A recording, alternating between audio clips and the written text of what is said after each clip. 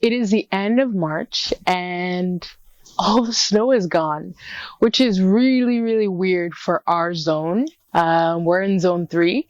Normally by March, we still have quite a bit of snow on the ground, but hey, I am not complaining. All that means is that we get a head start in prepping our new beds, the beds that we weren't able to prep in the fall.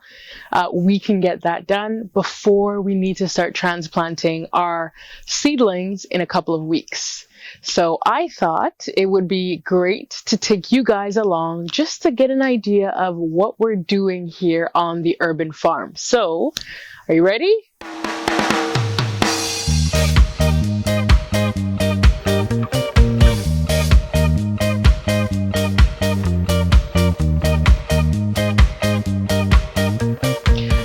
Everyone, my name is Akos from the re.Planted urban farm, and we're based out of the Ottawa Valley in Ontario, Canada.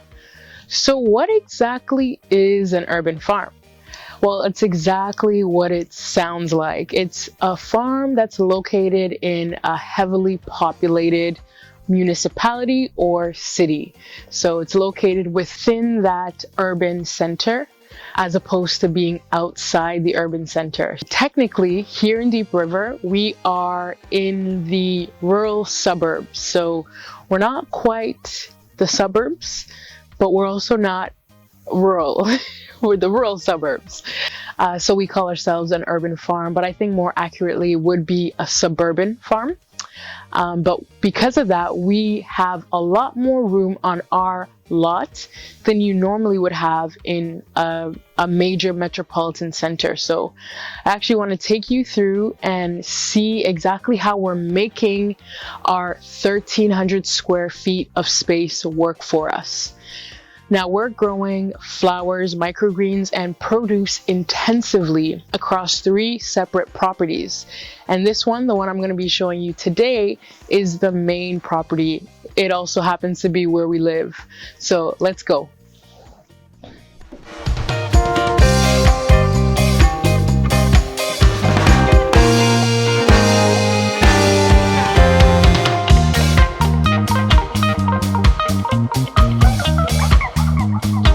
This first bed here is our raised bed. This is a 16-foot by 4-foot bed.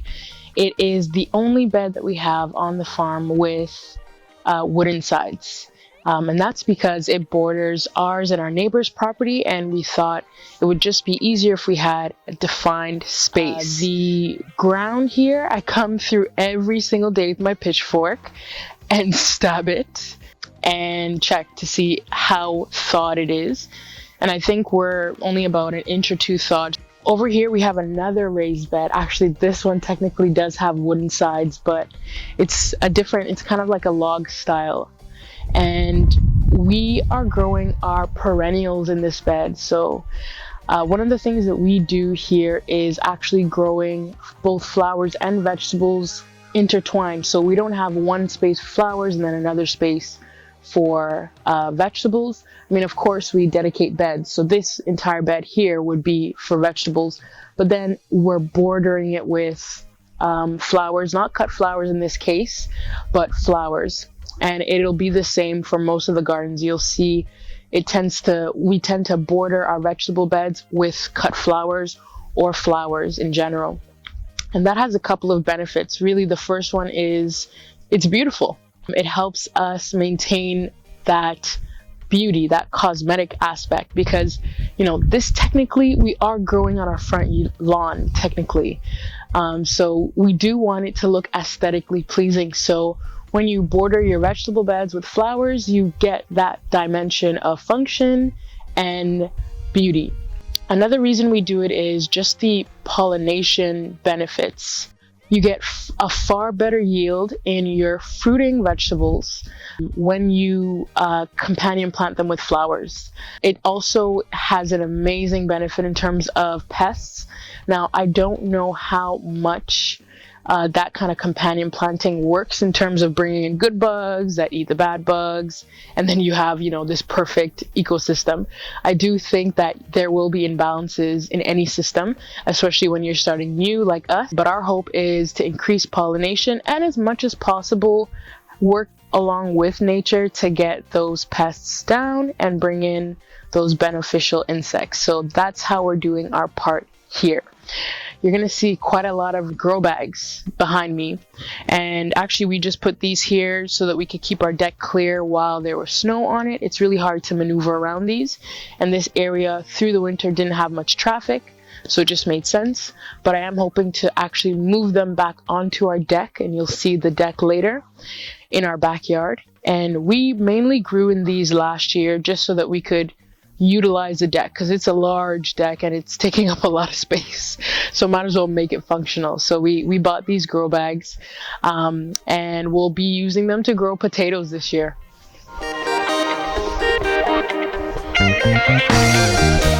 So in this bed here, I actually wanted to dedicate a space to grow in, even though it seems like an unusual spot, simply because this side of the house just seemed so bare. There's no window, there's nothing, and it's just, I don't know, I wanted to just bring something that would beautify the area to this section of the house. So we're actually going to be growing melons up a trellis, and that of course is just functional because growing up is always space efficient as opposed to letting the melons crawl on the ground.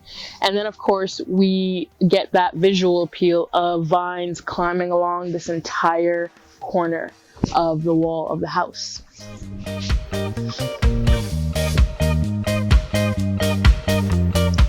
Now, directly attached to this raised bed is our berry bush patch. We have 4 bushes here, 2 elderberry bushes and 2 haskaps or honeyberries. And actually this area here, all the way up until our fence back there, used to be a gravel driveway. So we are sitting on sandy soil in general, just this area.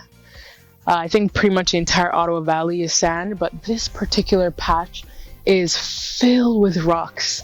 And I didn't know why, but our neighbor told us that this used to be a driveway, which is really crazy. So it just goes to show this patch here is a no dig bed as well. So cardboard and compost, we prepared this last year, and the bushes are doing fine. You wouldn't know that they were sitting in rocks pretty much.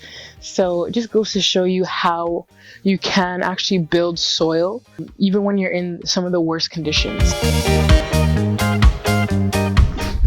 We have quite a few flower beds along the perimeter of our house, and so we're going to be utilizing that space for cut flowers. This particular bed behind me is a perfect prime spot. There's not a lot of full sun spots along the house, but this particular bed is one of those.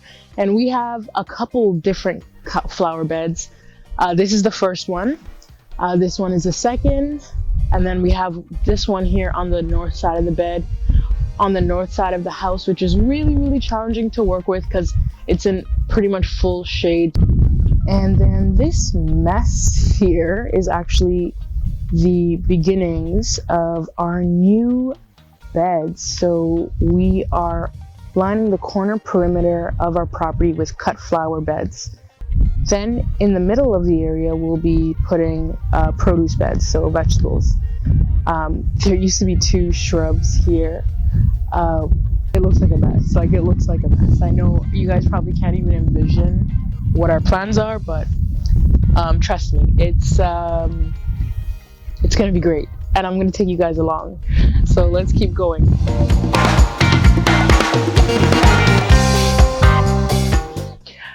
So this particular section of our property is a series of ever so slightly raised beds that we made and prepared last fall. So usually that's actually the best time to prepare your no-dig beds. Our plans changed over the winter. That's why we're working on that area that you guys just saw now. But one of the things about these beds is they were created last year. My paths are mulched with wood shavings that I get from our local woodworking club here in town. And then this is horse manure that I got from a local stable. There's also some of these beds that are made with pure homemade compost that I got from a friend's place. She had compost sitting there for 3 years, longer in some cases. She's a caterer, so I was able to fill the beds as much as I could. about 6 inches. It's compressed now, but that's how I'll be doing the other beds. And again, I will be doing a separate video walking you guys through how we ultimately finish this new section of our property. I don't actually need these row covers here because garlic is hardy, and that's all I have under these beds. But it's been getting really, really cold at night, which is actually normal for March.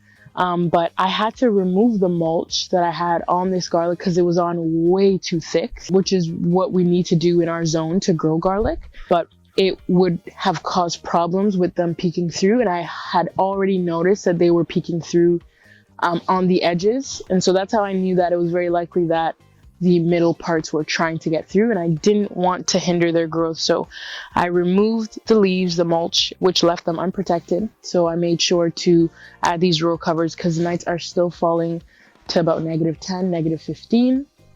And that's a little bit too cold for garlic tops. I mean, they would survive. Their tops might die back and grow back again, but that would stall growth. So I didn't want to do that. And so that's why I put row covers, and I will be opening them up for the next couple days just until Thursday, which is when it stops getting super cold.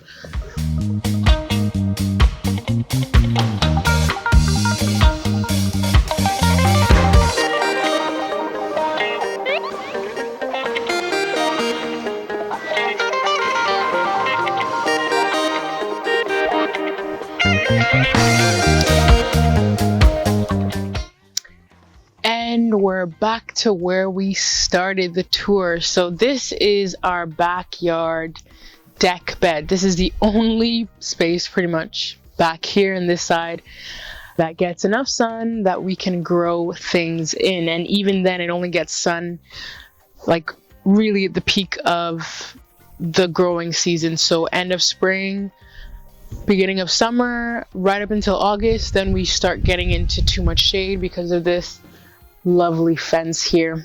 We're sitting on the north side of this fence, so it's not ideal for growing all year round, even though it is in the most convenient location because our doors is right there and it's just easy to pop out here and pick stuff. But nevertheless, we work with what we have. In this little patch of mulch, we actually have Walla Walla onions. They are super hardy bulbing onions. You can also eat them as spring onions, but you won't get the real flavor. They're a super sweet onion, and they actually are grown best when you plant them in August, overwinter them, and then harvest them in the spring.